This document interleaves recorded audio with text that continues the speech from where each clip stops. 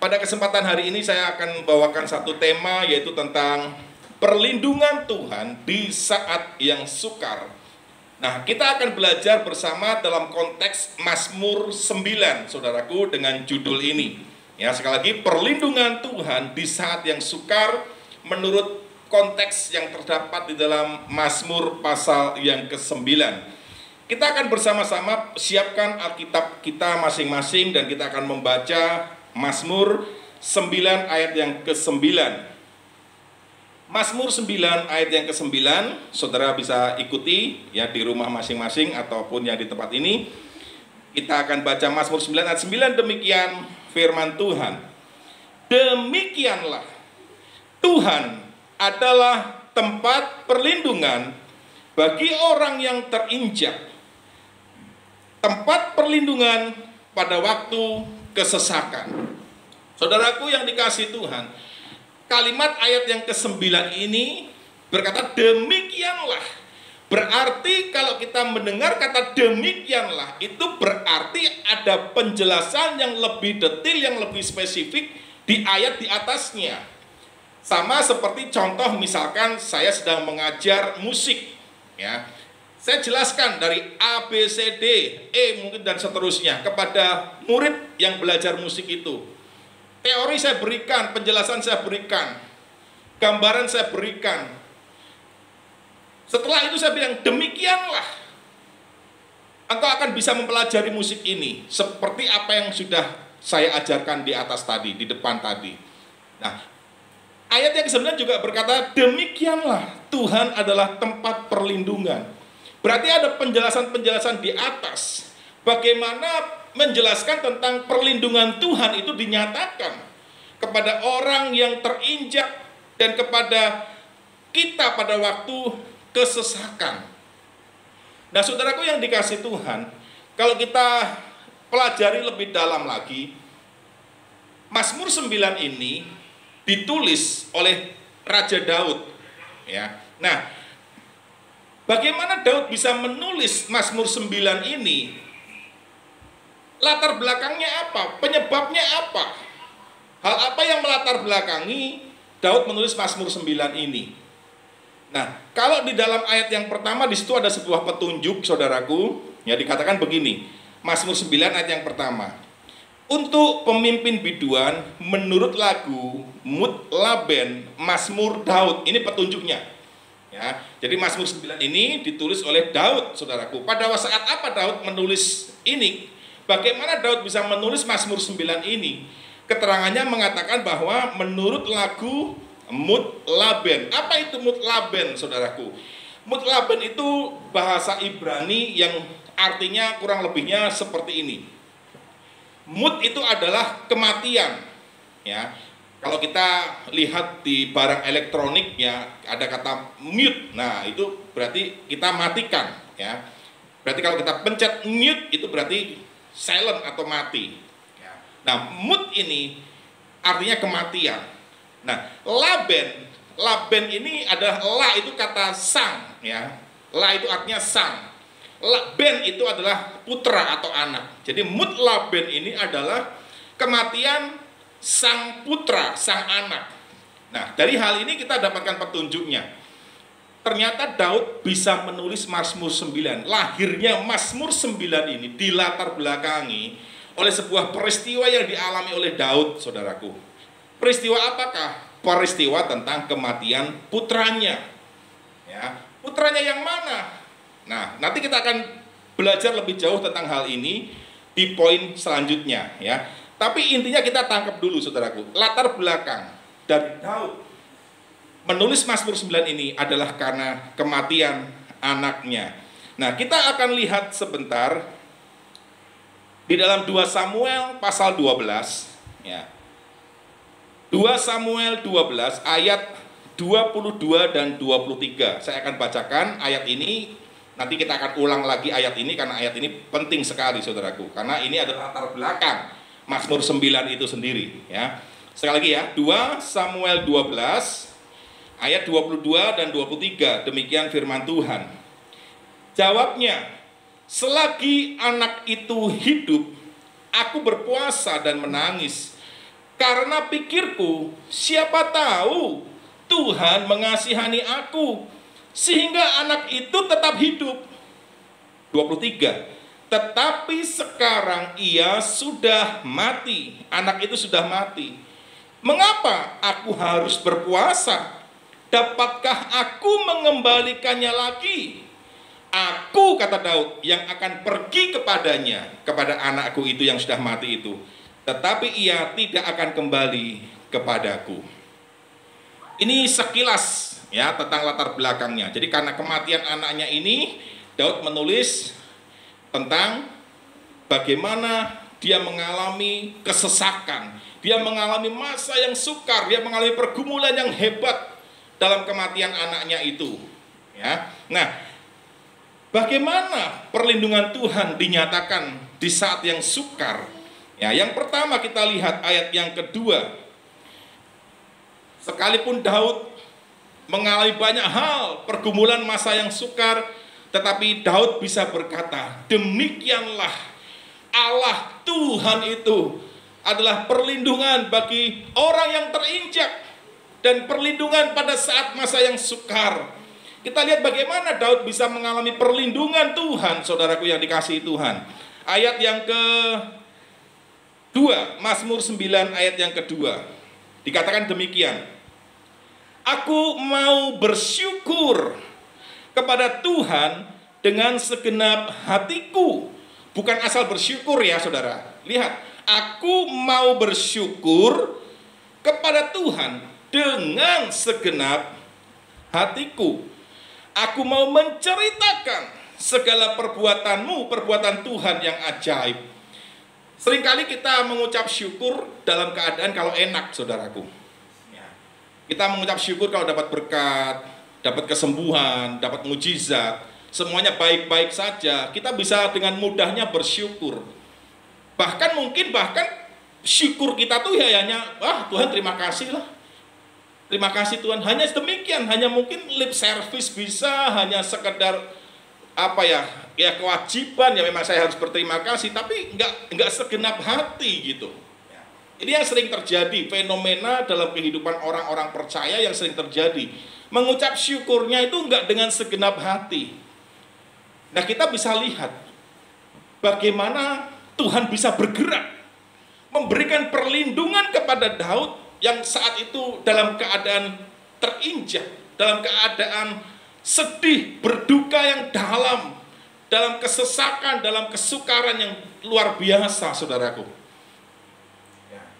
Tapi kita bisa lihat di sini, Daud memberikan sebuah pelajaran berharga buat kita. Di masa-masa yang sulit, di masa-masa yang sukar di dalam kehidupanmu, saudaraku yang dikasihi Tuhan. Firman Tuhan hari ini mengajak kita supaya engkau dapat mendapatkan perlindungan Tuhan nyata engkau alami. Ternyata pintu masuk perlindungan Tuhan itu adalah ketika engkau mau mengucap syukur dengan segenap hati. Gak mudah saudaraku, ya, gak mudah untuk mengucap syukur dengan segenap hati. Artinya dengan sungguh-sungguh, ya, dengan sebuah harga yang harus dibayar, saudaraku yang dikasihi Tuhan. Ada sesuatu yang dipersembahkan, ada sesuatu yang dikorbankan. Maka Daud di bagian lain di Mazmurnya berkata korban syukur. Dia menyebut syukur itu sebagai sebuah korban, saudaraku. Korban syukur, persembahkanlah korban syukur. Bagi Daud syukur itu sebuah korban. Karena kenapa? Daud lebih banyak bersyukur di masa sukar dia, di masa-masa dia terjepit, di masa-masa dia seolah terinjak oleh keadaan, saudaraku. Dia persembahkan korban syukur itu dengan segenap hati. Gak mudah karena kondisi waktu itu Daud berkata, aku mau mengucap syukur dengan segenap hati pada saat justru dia kehilangan anaknya yang dia sangat kasihi. Anak yang mana saudaraku? Nanti kita lihat ya. Nah, kita mau belajar sedikit dari terjemahan yang lain untuk memperkaya ya pemahaman kita. Di dalam versi MILT dikatakan seperti ini, Alkitab MILT ya. Aku mau menyanjung Tuhan dengan segenap hati. Aku mau menceritakan semua keajaibanmu, keajaiban Tuhan. MILT menulis Daud menyanjung Tuhan dalam kondisi dia terjepit, terinjak, sukar, kesulitan, tapi dia menyanjung Tuhan. Luar biasa. Banyak orang ketika dalam posisi seperti Daud, dia menyingkirkan Tuhan, dia melupakan Tuhan, dan bahkan dia meremehkan Tuhan. Tidak ada Tuhan apa, Tuhan segala macam. Tapi Daud mengangkat Tuhan, menyanjung Tuhan tinggi-tinggi dengan segenap hatinya, saudaraku. Minggu yang lalu kita sudah belajar tentang kita tetap berani berbahagia sekalipun ada di masa yang sukar. Hari ini kita belajar bagaimana perlindungan Tuhan bisa nyata dalam kehidupanmu justru di masa yang sukar. Pintu masuknya adalah engkau mengucap syukur. Nah, ada sebuah filosofi yang baik, saudaraku, dari kata terima kasih. Mengucap syukur itu dengan kata lain berterima kasih. Terima kasih. Ketika kita mendapatkan, menerima kebaikan dari seseorang, kita mengalami pemberian dari seseorang, apapun yang kita terima, kita nggak lupa berkata terima kasih. Itu sangat bagus, saudaraku. Itu sangat bagus. Artinya apa, saudaraku? Dikatakan filosofi dari kata terima kasih itu berarti aku telah menerima. Kata terima, ya berarti aku telah menerima kasih darimu. Nah, berarti ketika saya misalkan berkata terima kasih, berarti saya berkata saya mengakui saya telah menerima kasih darimu. Ini filosofi dari bahasa Indonesia. Kalau dari bahasa Inggris bagus juga, saudaraku. Kata thank you, ketika orang dikasih sesuatu, menerima kebaikan sesuatu, dia berkata thank you, ya. Bahkan mungkin thank you very much, terima kasih banyak. Artinya apa? Kata thank, ya, itu adalah berpikir, pikiran, saudaraku. Ya. Nah, you itu mengacu kepada orang yang sudah memberikan kasih kepada kita. Artinya thank you berarti memiliki filosofi kira-kira seperti ini gambarannya. Ketika saya berkata thank you, berarti saya berkata begini, aku menaruh engkau, menaruh kebaikanmu, mengingat kebaikanmu di dalam pikiranku. Wah, ini saudaraku, yang luar biasa yang kita mau latih, saudaraku. Suatu hari saya pernah sharing dengan beberapa orang, saudaraku, ya. Karena seorang itu sedang mengalami pergumulan. Nah, waktu itu saya hanya mengatakan beberapa hal dan salah satunya, saya ngomong seperti ini, dalam kehidupan kita ini ada 3 kata ajaib yang ini dapat merubah kondisi, merubah keadaan, suasana, dan hubungan kita dengan orang lain. Apa itu? Gampangnya adalah TTM. TTM itu apa? T itu adalah terima kasih yang pertama. Ya, terima kasih. Yang kedua adalah M itu adalah memaafkan. Jadi ada satu lagi T, saya lupa. Nanti kalau ingat saya akan sampaikan ya. Jadi terima kasih dan memaafkan. Jadi apapun yang kita dapatkan, yang kita terima, jangan lupa. Ini 3 kata ajaib, saudaraku. Terima kasih, kemudian juga maaf. Dan juga satu lagi tolong, saudaraku. Ya. Jadi kalau kita ngomong sesuatu, kita memperkatakan sesuatu, jangan lupa TTM ini. Terima kasih, tolong, dan juga memaafkan, maaf. Nah, saudaraku yang dikasih Tuhan, ketika saya jelaskan panjang lebar tentang TTM ini, terima kasih, 3 kata ajaib ini, ya, terima kasih, tolong, dan maaf, saya berikan contoh-contoh ya tentang kehidupan ini, tentang kehidupan saya juga, bisa mempraktekkan 3 kata ini. Setelah itu selesai, kami tutup dalam doa, saudaraku, dan saya pulang. Ketika saya pulang, beberapa orang yang sharing itu sambil mengantar saya ke motor, ya. Orang itu berkata, saya dari kecil tidak pernah bilang terima kasih. Saya nggak terbiasa. Jadi rasanya kalau saya bilang terima kasih itu aneh, sesuatu hal yang aneh. Karena nggak pernah diajarkan, nggak pernah dilatih, nggak pernah dilakukan sejak dari awal, saudaraku. Oh iya, jadi walaupun demikian, Ayo mulai sekarang. Kalau engkau mau mengalami perubahan hidupmu, ya, ini 3 kata ajaib yang bisa merubah hubunganmu dengan orang lain, yang bisa membuat engkau tuh mengalami sebuah hal yang lebih baik gitu. Ya. Dibiasakan, walaupun engkau nggak dibiasakan sejak kecil oleh keluarga, diajar oleh keluarga, nggak pernah ngomong terima kasih, terima kebaikan apapun, nggak pernah ngomong terima kasih, sebuah hal yang aneh, sebuah hal yang tabu mungkin. Tapi sekarang, ketika engkau sudah di dalam Tuhan, engkau diajar, Tuhan menghendaki untuk engkau senantiasa bersyukur, berterima kasih kepada Tuhan. Nah, bagaimana mungkin kau bisa berterima kasih kepada Tuhan yang tidak kelihatan? Kalau kepada yang kelihatan aja, engkau nggak mau berterima kasih. Engkau nggak bisa ngomong terima kasih. Makanya nggak heran, hidupmu nggak ngalami perubahan, hubunganmu dengan Tuhan biasa-biasa saja. Karena ketika engkau berkata terima kasih, aku mengucap syukur, kata Daud, itu dalam bahasa aslinya adalah ditulis odeh, saudaraku. Dalam bahasa Ibrani-nya itu odeh, mengucap syukur itu odeh. Nah, odeh ini kalau bahasa Ibrani-nya tulisan bahasa Ibrani odeh ini, saudaraku, ini ada kemiripan dengan kata dasar yadah. Yadah itu artinya memuji, memberikan apresiasi kepada Tuhan. Dan juga yadah itu memiliki arti keintiman. Keintiman sebagaimana kehidupan suami istri diungkapkan dalam kata yadah. Berarti ketika kita yadah, kita odeh, kita bersyukur, kita berterima kasih, kita say thank you dengan Tuhan, itu membuat hubungan kita dengan Tuhan itu semakin intim, saudaraku. Ingat ketika kita bilang thank you Tuhan, thank you Lord Jesus, kita sudah ngomong, Tuhan, aku menaruh engkau kebaikanmu, kemurahanmu di dalam pikiranku. Aku mengingat selalu kebaikanmu. Ini yang menjadi kekuatan Daud, saudaraku. Ini juga yang akan menjadi kekuatanmu. Ketika engkau berani bersyukur di masa yang sukar, ada kekuatan yang Tuhan limpahkan buat engkau. Ada perlindungan yang Tuhan nyatakan kepada engkau.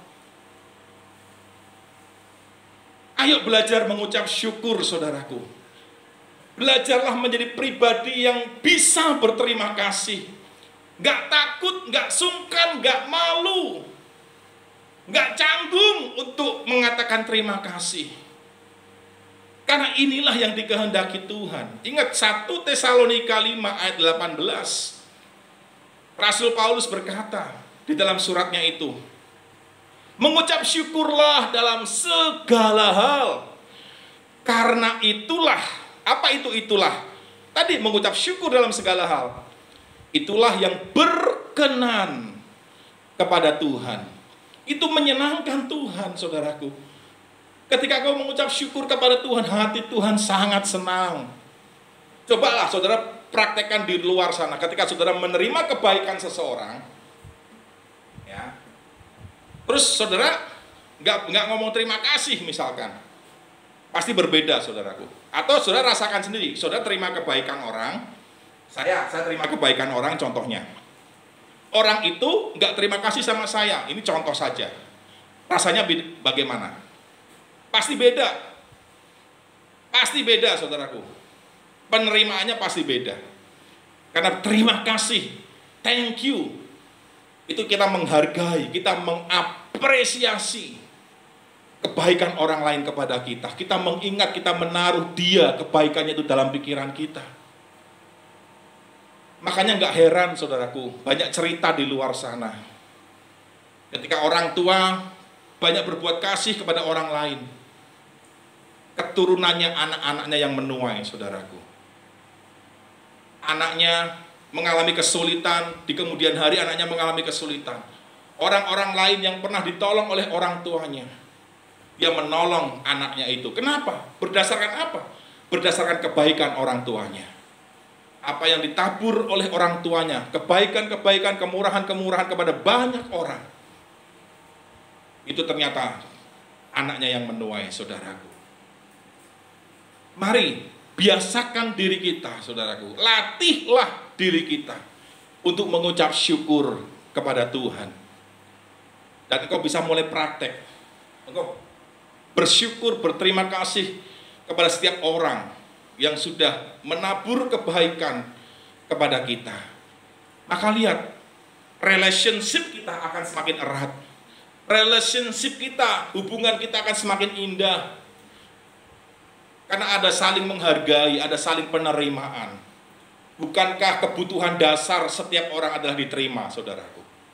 Gak ada seorang pun yang ingin ditolak. Semua orang mau diterima. Mari saudaraku, kita belajar bersama dari kisah ini. Apakah Rasul Paulus salah?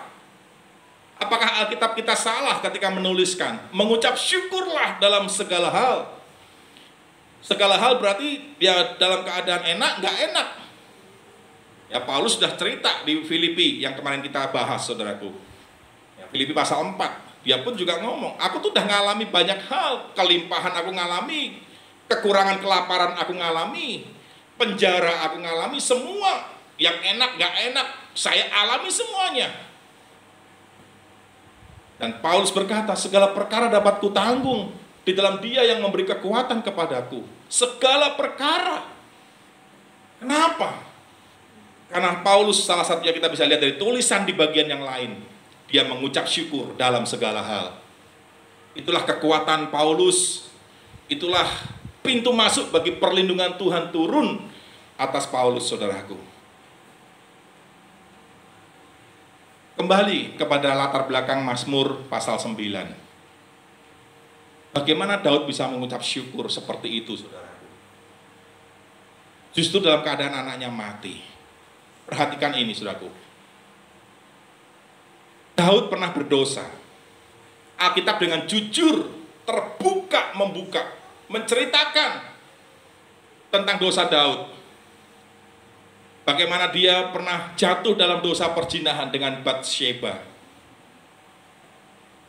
Ketika dia ada di sotoh rumah, di atas rumah, sementara yang lain berperang, Daud santai-santai di atas rumahnya. Dan dia melihat satu pemandangan yang luar biasa. Dari situ dia mulai jatuh cinta kepada Batsheba yang dia lihat itu, saudaraku. Singkat cerita, dia cari tahu siapakah Batsheba ini. Ternyata dia adalah istri dari Uria. Uria ini adalah prajuritnya Daud, saudaraku. Di medan peperangan, Uria ini ikut setia dengan Daud, saudaraku. Suatu hari dia punya rencana bagaimana dia bisa mendapatkan Batsheba itu. Ini suatu hal yang jahat yang pernah Daud lakukan, dosa yang luar biasa. Alkitab jujur menulis tentang Daud. Alkitab tidak menutupi kesalahan, dosa yang dilakukan oleh siapapun. Tapi kita bisa belajar dari semuanya itu. Karena Alkitab berkata, segala yang dituliskan dalam firman Tuhan, diilhamkan oleh Roh Kudus. Untuk apa? Untuk mengajar kita, untuk mendidik kita, untuk membenahi, memperbaiki kelakuan kita. Supaya kita ada dalam kebenaran. Ketika Daud punya satu tujuan, mau mendapatkan Batsheba, dia perintahkan kepada Yoab. Setelah Daud tahu dia adalah istri dari Uria, seorang prajuritnya, dia panggil Yoab, panglimanya. Yoab, taruh Uria di garis paling depan di dalam peperangan. Kenapa? Karena Daud menghendaki supaya Uria mati, saudaraku, sehingga Batsheba bisa diambil olehnya. Dan rencana jahat itu dilaksanakan oleh Daud. Singkat cerita, Uria benar-benar mati di medan pertempuran. Karena dia ada di garis paling depan dalam pertempuran itu. Singkat cerita, setelah Uria mati, diambillah Batsheba sesuai dengan rencana Daud yang jahat itu. Dan puji Tuhan, Daud orang yang dikasihi Tuhan. Karena itu Daud ditegur oleh Tuhan. Teguran dari Tuhan itu bentuk kasih Tuhan kepada Daud. Melalui Nabi Nathan, saudaraku, Daud ditegur. Engkau telah menghina Tuhan. Engkau telah menista Tuhan, kata Nathan. Ketika Daud mendengar hal itu, Daud tidak jadi marah. Daud tidak serta-merta hendak membunuh Nathan yang sudah ngomong, engkau menista Tuhan, engkau berbuat hal yang jahat di hadapan Tuhan. dengan kau membunuh Uriah itu dan kau mengambil Batsheba. Dan akhirnya Daud minta ampun kepada Tuhan. Dia mengakui kesalahannya di hadapan Nathan. Ya, aku bersalah. Daud tidak menutupi kesalahannya. Daud tidak marah kepada Nathan. Dia mengaku kepada Tuhan, dia mengaku di hadapan Nathan, saya lakukan itu, saya berdosa. Tuhan akhirnya menjatuhkan sanksi kepada Daud. Di mana pedang atau malapetaka tidak akan menjauh dari kehidupan Daud dan keluarganya. Masalah demi masalah akan terjadi justru dari dalam keluarga. Dan kemudian yang kedua, anak yang akan dilahirkan Batsheba, hasil dari hubungan Daud dengan Batsheba, dia akan mati, kata Nathan. Singkat cerita, anak itu lahir, saudaraku. Dan pada waktu lahir dia sakit. Ketika sakit, Daud mulai berpuasa. Tadi Daud bilang kan, aku berpuasa. Ya siapa tahu Tuhan berubah pikiran, siapa tahu Tuhan mau berbelas kasihan kepada anak ini. Aku membela anak ini. Aku minta ampun sama Tuhan dengan aku berpuasa, aku berkabung. Aku menyesal dengan sungguh-sungguh. Dengan dia buktikan, dengan dia berpuasa. Sampai benar-benar anak itu bisa sembuh. Daud berpuasa, saudaraku. Sampai hari ke-7, Daud berpuasa. Anak itu mati. Anak itu mati, saudaraku. Ketika anaknya masih hidup, Daud berpuasa, Daud menangis. Para prajurit-prajurit yang lain, pegawai-pegawai yang lain takut kepada Daud. Tapi ketika Daud tahu anak itu sudah mati, Daud langsung bangun, Daud langsung mandi, bersihkan dirinya, dan dia makan. Prajuritnya, pegawai-pegawainya heran melihat Daud seperti itu. Loh, kok waktu anak itu hidup kamu malah nangis, kamu malah berpuasa. Tapi sekarang anak itu mati, kamu malah sekarang malah bangun, malah makan. Dulu nggak mau makan, anaknya hidup. Ya, Daud ngomong seperti ini tadi, ya, di dalam ayatnya yang ke-22 tadi. Selagi anak itu hidup, aku berpuasa dan menangis karena pikirku, siapa tahu Tuhan mengasihani aku sehingga anak itu tetap hidup. Tetapi sekarang ia sudah mati, mengapa aku harus berpuasa? Dapatkah aku mengembalikannya lagi? Aku yang akan pergi kepadanya, kepada si anak si bayi itu. Tetapi ia, anak yang mati itu, bayi yang mati itu, tidak akan kembali kepadaku. Kita lihat di ayat yang sebentar. Ayat yang ke-20. Ya, ayat yang ke-20 dari 2 Samuel pasal 12. 2 Samuel 12 ayat 20. Dikatakan begini. Lalu Daud bangun dari lantai, ia mandi dan berurap dan bertukar pakaian, ia masuk ke dalam rumah Tuhan dan sujud menyembah. Jadi sebelum Daud ngomong tadi, ayat 22 dan 23 tadi, aku yang akan pergi kepadanya. Nah, Daud tuh ngomong, ditulis di dalam 20 ini, dia ternyata pergi ke rumah Tuhan, dia sujud menyembah, dan saya percaya, momen inilah Daud menulis Mazmur 9. Ketika Daud mendengar anaknya sudah mati, dia bangun, dia berhenti berpuasa, dia ganti pakaian, dia bersih-bersih, dia makan, dia pergi ke rumah Tuhan. Dan disitulah Daud menulis Mazmur 9. Dalam kondisi anaknya sudah mati, di rumah Tuhan, Daud menyanyi. Aku hendak bersyukur pada Tuhan karena keadilannya. Mungkin seperti itu kalau lagu itu sudah ada, saudaraku. Daud, aku mau bersyukur. Aku mau bersyukur kepadamu Tuhan. Jadi semua dilakukan dengan Mazmur, saudaraku. Dengan segenap hatiku. Mungkin seperti itu, dia nyanyikan. Dia bernyanyi. Sebagai doa dalam Mazmur, pujian, saudaraku. Dan dibukukan dalam Mazmur 9 ini yang kita bisa belajar hari ini. Bisa nggak kita belajar seperti apa yang Paulus ajarkan dan Daud ajarkan kepada kita. Paulus manusia biasa, Daud manusia biasa, sama seperti kita. Kalau Paulus bisa, Daud bisa, kita pun juga harus bisa. Karena ingat, roh yang membangkitkan Yesus dari kematian itu, roh yang sama itu sudah diam di dalam kita. Ingat itu saudaraku. Ingat ayat ini, jadikan rema yang luar biasa, jadikan logos dan rema yang luar biasa dalam hidup kita. Roh yang ada di dalam kita lebih besar dari roh apapun di dunia ini, saudara. Engkau bisa tetap mengucap syukur.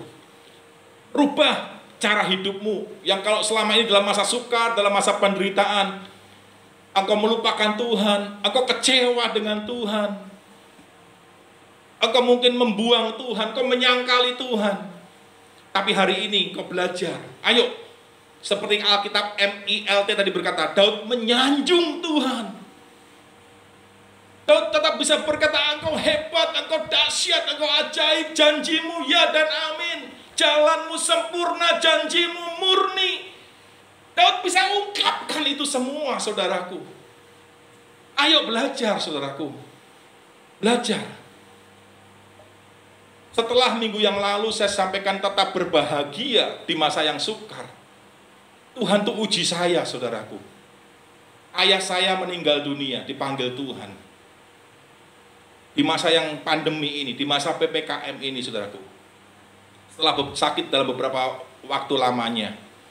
Ada di kota Semarang, saya ada di kota Kalijati, Subang. Dan akhirnya, dengan meninggalnya ayah saya nggak bisa pulang. Saya nggak bisa menemui keluarga di Semarang, saudaraku. Langsung diuji apa yang saya pernah khotbahkan minggu yang lalu. 1-2 hari kemudian ayah saya dipanggil Tuhan. Tetap bersyukur, tetap berbahagia. Bagaimana berbahagianya? Bagaimana saya mengekspresikan bahagia saya? Sesuai dengan firman Tuhan yang lalu. Orang yang berbahagia itu adalah orang yang mengakui Tuhan. Orang yang berbahagia itu adalah orang yang mau mempercayakan hidupnya kepada Tuhan. Percaya dan mempercayai Tuhan dan menyerahkan hidup kita kepada Tuhan. Itulah bentuk kebahagiaan kita, saudaraku, sebagai orang-orang percaya di dalam Tuhan. Dan hari ini firman Tuhan kembali berbicara kepada saya pribadi. Berani nggak mengucap syukur di masa sukar, di masa yang sulit? Kita semua ngalami dampak, saudaraku, dari masa-masa yang sulit sekarang ini. Tetapi sebagai anak Tuhan kita harus berbeda dengan anak-anak dunia. Karena mereka ada anak-anak gelap, kita anak-anak terang. Kristus ada di dalam kita, bersinar, menyinari kita. Kita memantulkan cahaya Kristus. Belajar, saudaraku, hidup berbeda. Sekalipun kita ada di dunia ini, tapi kita tidak menjadi serupa dengan dunia. Sama seperti ikan. Ikan hidup habitatnya di air yang asin. Tetapi ikan itu tidak pernah menjadi asin, saudaraku. Mari kita semua, jemaat Tuhan, anak-anak Tuhan, orang-orang percaya, orang-orang Kristen. Jangan sampai engkau tidak mempedulikan kehidupan rohanimu, saudaraku. Belajar dari hal yang sederhana. Engkau mengucap syukur kepada Tuhan. Biasakan. Pagi hari, bangun tidur, engkau bisa bangun. Mengucap syukur kepada Tuhan. Terima kasih Bapa, terima kasih Tuhan Yesus, terima kasih Roh Kudus. Aku masih bisa bangun, menghirup udara segar. Seluruh organ tubuhku berfungsi dengan baik, sehat, normal. Terima kasih untuk keluarga. Terima kasih untuk makanan yang kau sediakan. Dari hal-hal kecil, saudaraku. Ucap syukur sama Tuhan, itu menyenangkan Tuhan. Dan kalau itu engkau sudah bisa melatih hal itu menjadi sebuah gaya hidup, engkau latih kepada orang-orang yang kelihatan. Apa yang kau terima, taburan kebaikan dari orang-orang di sekelilingmu. Belajarlah berkata berterima kasih. Karena itu menyenangkan hati. Ketika kita bersyukur kepada Tuhan, Tuhan senang. Ketika kita bersyukur kepada orang lain, kita say thank you dengan orang lain pun senang. Amin, saudaraku yang dikasih Tuhan. Ayo saya mengajak kita semua di masa yang sukar ini, supaya perlindungan Tuhan bisa turun atas kita. Bukalah pintunya. Saudara yang harus buka. Saudara yang harus buka jalannya, supaya perlindungan itu datang kepada kita, nyata kepada kita di masa yang sukar. Dan bukan hanya itu, sudah cakap menanggung segala perkara. Ketika kau mengucap syukur. Haleluya. Saya berikan tips sederhana, saudaraku. Tips sederhana yang mungkin kita bisa lakukan. Memulai langkah pertama kita. Bagaimana kita bisa mengucap syukur kepada Tuhan. Yang pertama, pandang ke atas. Artinya begini. Pandang kepada pribadinya Tuhan. Jangan hanya melihat Tuhan karena perbuatan Tuhan, karena mujizat Tuhan. Tapi pribadinya. Pandang kepada Tuhan. Apapun matamu tertuju kepada Tuhan, hatimu menyembah Tuhan. Itu kuncinya engkau bisa mengucap syukur. Yang kedua, engkau harus melihat ke depan. Artinya apa? Artinya kita melihat kepada janji Tuhan. Ada janji Tuhan, ya dan amin. Sama seperti Abraham. Abraham itu melihat janji Tuhan, saudaraku. Tuhan sudah ngomong dan bahkan bersumpah demi dirinya sendiri. Karena nggak ada yang lebih tinggi dari Tuhan. Karena itu dia bersumpah demi dirinya sendiri.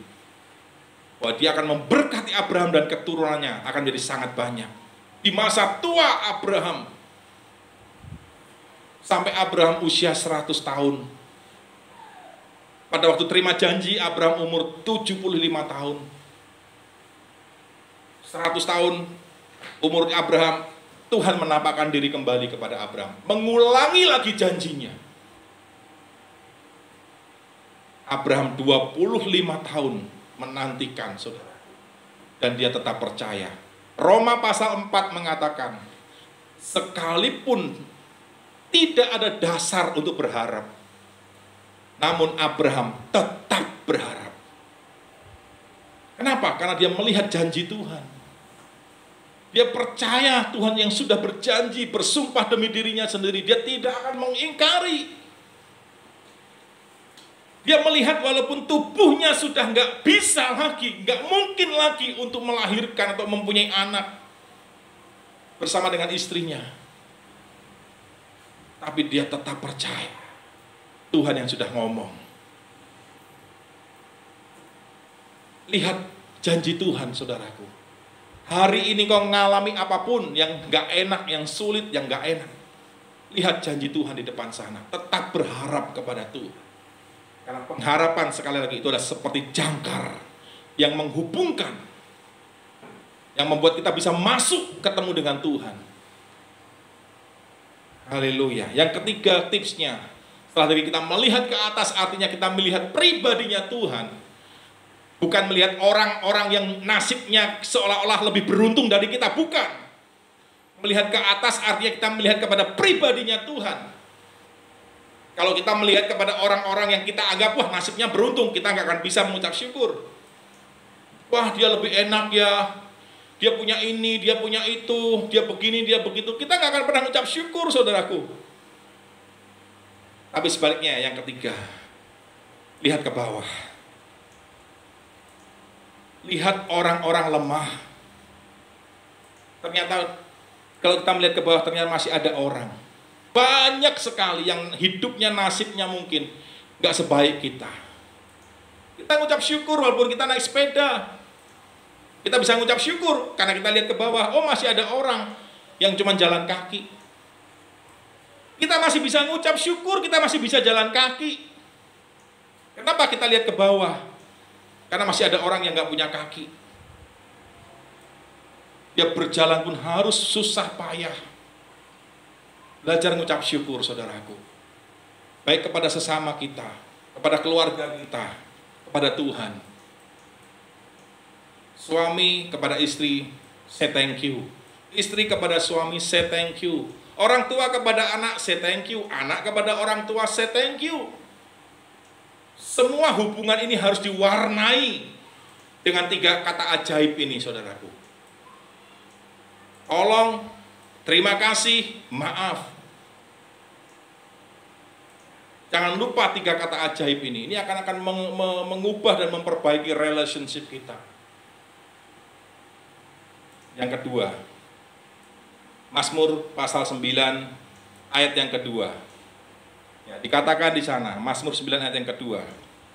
Aku mau bersukacita dan bersukaria karena Engkau Tuhan, ya. Bermazmur bagi nama-Mu yang maha tinggi.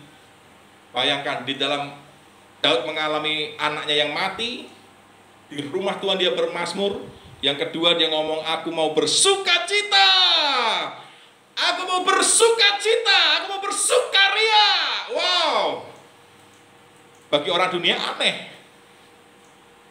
Orang kehilangan anak kok seneng-seneng sih, kok sukacita sih? Nggak salah gitu? Enggak, saudaraku, sukacitanya berbeda. Dalam bahasa Inggrisnya ditulis glad dan juga rejoice. Ya, dikatakan aku mau bersukacita, itu ditulisnya glad, I glad. Dan bersukaria dalam bahasa Inggrisnya rejoice. Saya suka dengan kata rejoice. Ada punya filosofi juga dari kalimat ini, saudaraku. Saya lihat cek arti kata rejoice, ada beberapa arti. Salah satu artinya itu adalah membuat gembira, menggembirakan. Sekalipun Daud mengalami hal yang gak enak, tapi dia bisa membuat Tuhan senang. Dengan cara dia bersyukur, dengan dia menerima apa yang Tuhan izinkan terjadi. Dia tidak bersungut-sungut. Itu bentuk rejoice. Filosofinya apa, saudaraku, rejoice? Kata re itu berarti pengulangan. Sesuatu yang diulang-ulang. Joyce, sukacita, kegembiraan. Berarti dengan kata lain, filosofinya begini, sukacita yang terus berulang-ulang. Atau dengan kata lain lagi, sukacita yang tidak tergantung dengan keadaan.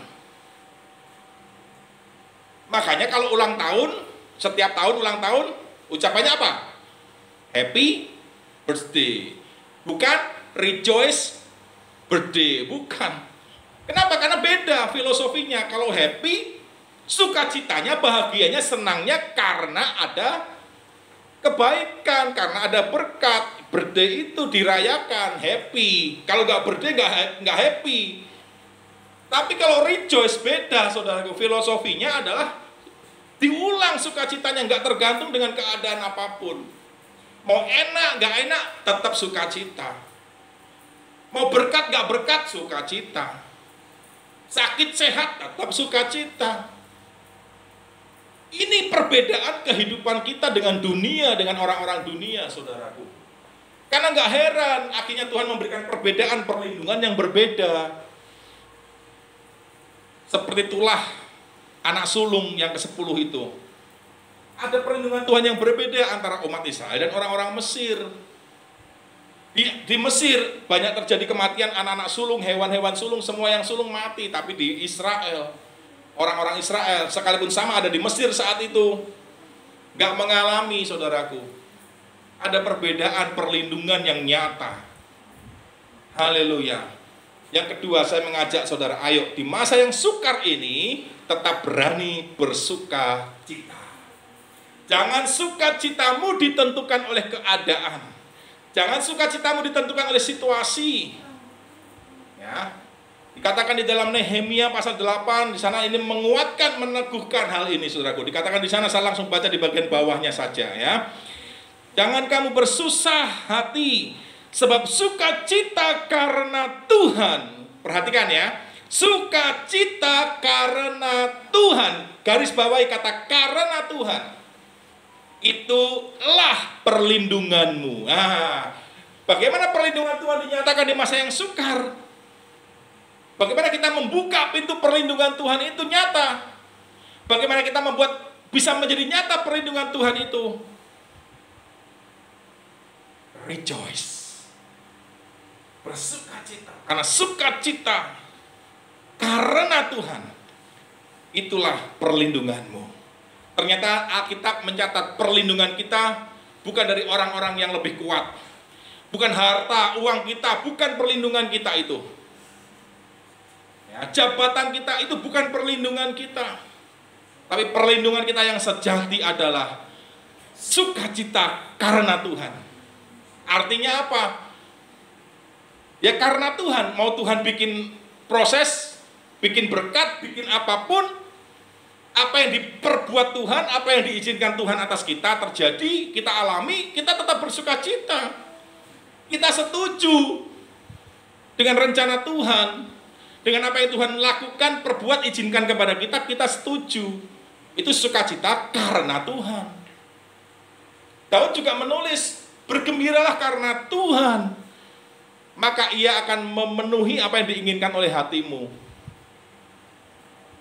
Loh, kok kita dipenuhi keinginan kita? Bukankah kita harus mengikuti kehendak Tuhan, maunya Tuhan? Ya, kita percaya orang yang bisa bergembira karena Tuhan. Kenapa Tuhan memenuhi keinginan hatinya? Bukan kebutuhannya, keinginan hatinya dipenuhi oleh Tuhan. Kenapa? Karena Tuhan tahu keinginannya tidak akan menyimpang dari kehendak Tuhan. Orang yang bisa bergembira karena Tuhan, keinginannya tidak akan menyimpang dari kehendak Tuhan.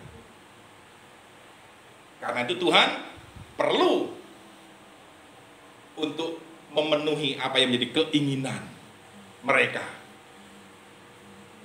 Saudara mau dipenuhi keinginanmu oleh Tuhan? Bergembiralah karena Tuhan, bersukacitalah karena Tuhan. Haleluya. Dua hal ini saudaraku, ini menjadi kunci. Mungkin kita anggap ini hal yang sederhana, yang sudah sering saya dengar. Kalau hari ini Tuhan berbicara sekali lagi kepadamu, berarti Tuhan masih melihat kita belum selesai dengan Tuhan. Ayo, bersyukur, berani bersyukur di tengah saat yang sukar. Yang kedua, berani bersukacita karena Tuhan di masa yang sukar.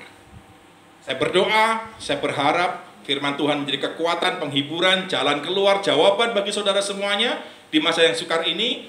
Dan kita mari bersama-sama buka pintu perkenanan Tuhan, sehingga perlindungan Tuhan nyata atas kita. Tuhan Yesus memberkati. Mari kita